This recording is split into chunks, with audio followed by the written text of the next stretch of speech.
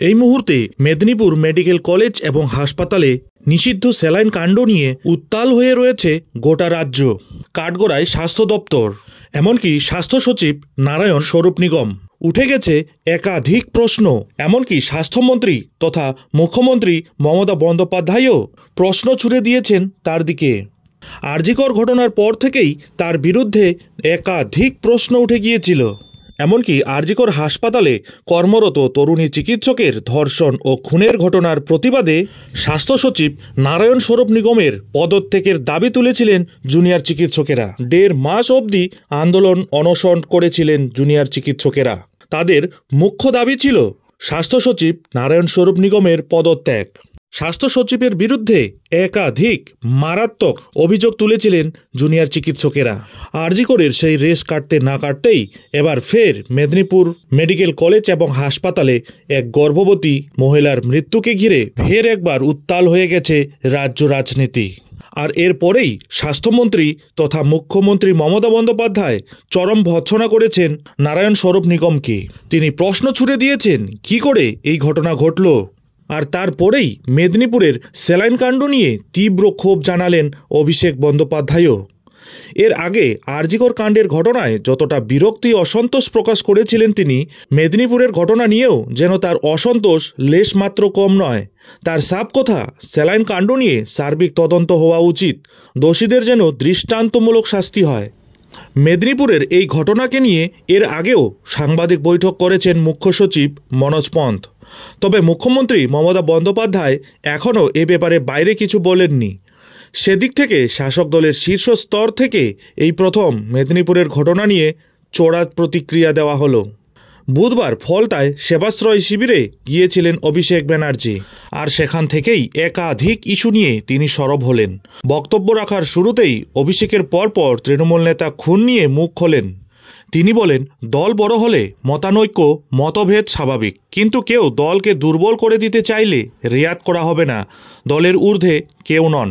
সেই সঙ্গে মেদিনীপুর হাসপাতালে প্রসূতি মৃত্যু নিয়ে প্রথমবার মন্তব্য করলেন অভিষেক বন্দ্যোপাধ্যায়। তিনি বলেন, স্যালাইন কাণ্ডের ঘটনা দুর্ভাগ্যজনক। দোষীদের দল, ধর্ম, জাত দেখা হবে না, দোষীদের শাস্তি দেওয়া হবে। কাউকে ফাঁসাতে হবে বলে তদন্ত করা উচিত নয়। প্রশাসনের তরফ থেকে এই ঘটনা নিয়ে চলবে তদন্ত। শুধু তাই নয়, সেবাশ্রম নিয়ে এদের মুখ খুললেন অভিষেক বন্দ্যোপাধ্যায়। তিনি বলেন, এবছর কোনো নির্বাচন নেই, তাও সেবাশ্রম করছি, কারণ এটা আমাদের কাজ, দায়বদ্ধতা। প্রায় 1.5 লক্ষ মানুষের ক্যাম্প থেকে চিকিৎসা হয়েছে। মাত্র 10 দিনে প্রায় 2.5 লক্ষ মানুষ পরিষেবা পেয়েছেন। উত্তরবঙ্গ থেকেও মানুষ ক্যাম্পে এসেছেন। প্রতিদিন হচ্ছে বিপুল রেজিস্ট্রেশন। কেউ যাতে খালি হাতে না ফেরেন সেদিকেও বিশেষ নজর দেওয়া হচ্ছে। এখন পর্যন্ত 80,000 রেজিস্ট্রেশন হয়ে গেছে ডায়মন্ড হারবারেই। তার জন্য চিকিৎসক, নার্সিং স্টাফদের জানাই কৃতজ্ঞ। এখান থেকে স্পষ্ট যে এদিনের সেবাশ্রম পরিদর্শনে গিয়ে প্রসূতি মৃত্যু থেকে তৃণমূল কর্মীর মৃত্যু সব কিছু নিয়েই সরব হয়েছেন অভিষেক বন্দ্যোপাধ্যায়। সেখানে সাংবাদিকদের প্রশ্নের জবাবে অভিষেক বলেন, রাজ্য সরকার নিজেদের অবস্থান স্পষ্ট করেছে। বিভাগীয় তদন্ত কমিটি গঠন করা হয়েছে, তদন্তও চলছে। মানুষের প্রাণ মণিমুক্তর মতো এই ঘটনায় কারো গাফিলতি যদি প্রমাণিত হয়, তাহলে কঠোর থেকে কঠোরতম শাস্তি হবে।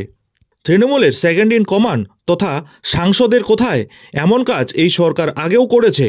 দলমত নির্বিশেষে প্রশাসন ব্যবস্থা নিয়েছে, এবারও তাই হবে।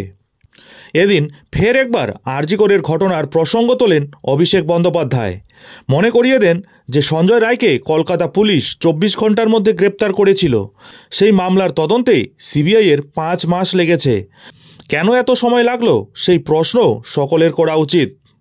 কেন্দ্রীয় তদন্তকারী সংস্থা সিবিআইয়ের কাজের নীতি নিয়েও কার্যত প্রশ্ন তুলে দিয়েছেন তৃণমূলের সর্বভারতীয় সাধারণ সম্পাদক। তিনি বলেন, তাকে যখন জিজ্ঞাসাবাদের জন্য তলব করা হতো, সেই সময়ই তিনি বলেছিলেন সিবিআই আগে থেকে দোষী ঠিক করে নেয়, তারপর ভাবতে শুরু করে কিভাবে তাকে ফাঁসাতে হবে। কিন্তু রাজ্য প্রশাসন নিরপেক্ষ তদন্তে বিশ্বাসী। দোষ যারই হোক, গাফিলতি থাকলে শাস্তি সে পাবেই। মেদিনীপুর মেডিকেল কলেজে স্যালাইন কাণ্ডে এক প্রসূতির মৃত্যু হয়েছে, বাকি 4 জন অসুস্থ। তাদের অনেক আগে নিষিদ্ধ হওয়া স্যালাইন রিঙ্গার ল্যাকটেট দেওয়ার অভিযোগ উঠেছে। রাজ্য সরকার ইতিমধ্যেই এই ঘটনার তদন্তে সিআইডি তদন্তের নির্দেশ দিয়েছে। পাশাপাশি চিকিৎসায় গাফিলতি হতে পারে বলেও ইঙ্গিত দেওয়া হয়েছে। স্যালাইন কাণ্ড নিয়ে ফের একবার সরকারের ভূমিকা নিয়েও উঠে গেছে প্রশ্ন। কেন নিষিদ্ধ স্যালাইন বন্ধ করা হয়নি, কেন আগের থেকে পদক্ষেপ করা হয়নি, এমন প্রশ্ন করা হচ্ছে নানান মহল থেকে। অভিষেক বন্দ্যোপাধ্যায় এদিন আরও বলেন, কেউ ভবিষ্যৎ দেখতে পারে না, আগের থেকে বোঝা সম্ভব নয় যে কী ঘটতে পারে। কোনো ঘটনা ঘটার পর সরকার প্রশাসন কী ব্যবস্থা নিচ্ছে, পুলিশ কি তদন্ত করছে, সেটাই হচ্ছে আসল ব্যাপার। এবার প্রশ্ন হলো, এই ঘটনার তদন্ত করতে কতদিন লাগবে সময়? এই ঘটনার তদন্ত করতে গিয়ে আরজি করের মতো অবস্থা হবে না তো? সে তো এখন সময়ই বলবে। যাই হোক, এখন এখানেই শেষ করছি। এই ধরনের লেটেস্ট গুরুত্বপূর্ণ আপডেটগুলি ঠিক সময় মতো পেতে অবশ্যই চ্যানেলে চোখ রাখুন।